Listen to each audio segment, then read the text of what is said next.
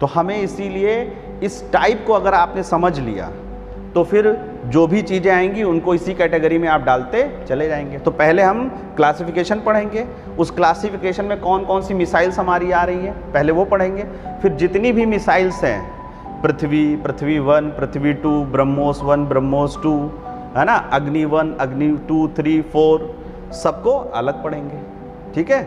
अब उसमें कुछ मिसाइल्स होंगी जो सिर्फ टैंक को ख़त्म करने के लिए एंटी टैंक मिसाइल कहते हैं, जैसे नाग, है ना, जैसे सागरिका जो है वो ओशन से छोड़ने वाली मिसाइल है।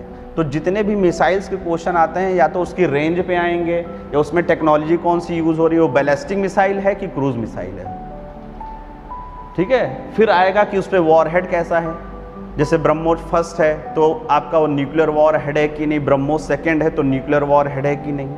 आपको इन्हीं चीज़ों पे याद करना होगा एग्जामिनेशन के लिए, क्योंकि होता क्या है कि हम लोग सीधे मिसाइल्स याद करना शुरू कर देते हैं और हर मिसाइल के बारे में याद करना शुरू कर देते हैं, उसको इस कैटेगराइजेशन में नहीं रखते, तो इसीलिए आपस में क्या हो जाता है, हौच पौच हो जाता है।